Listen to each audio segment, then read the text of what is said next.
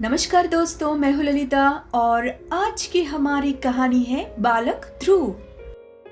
दोस्तों, बहुत पुरानी बात है।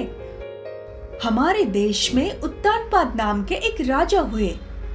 उनकी दो रानियां थी। बड़ी रानी का नाम था सुनीति और छोटी रानी का नाम था सुरुचि। सुनीति जो थी वो स्वभाव से बड़ी ही धार्मिक थी, जबकि सुरुचि बहुत ही क्रोधी थी। सुनीति और सुरुचि दोनों को ही एक एक पुत्र था। सुनीति का पुत्र था ध्रुव और सुरुचि का पुत्र था उत्तम। सुरुचि को अपना पुत्र बहुत प्रिय था। वह राजा पर केवल अपना और अपने पुत्र का ही अधिकार समझती थी। रानी सुनीति और उसके पुत्र को तो वह राजा के पास आने ही नहीं देती थी। एक दिन राजा उत्तानपाद अपने दरबार में बैठे हुए थे। उनकी गोद में उनका पुत्र उत्तम भी था। तभी खेलते खेलते बालक ध्रुव भी वहां आ पहुंचा। वह भी पिता की गोद में बैठने की हट करने लगा। राजा ने उसे भी अपने गोद में बैठा लिया और प्यार करने लगे। रानी सुरुचि को इस बात का पता चल गया।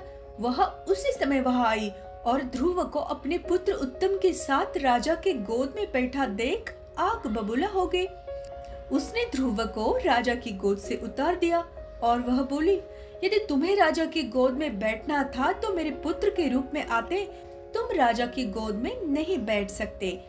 ध्रुव फिर रोता हुआ अपनी माता सुनीति के पास गया। उसने रोते रोते सारी बात माता को बताई।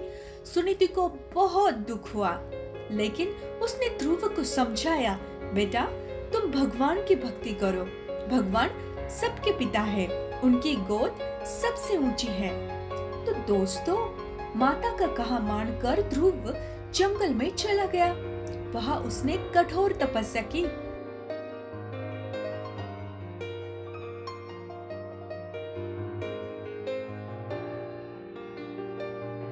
भगवान उसकी तपस्या से प्रसन्न हुए।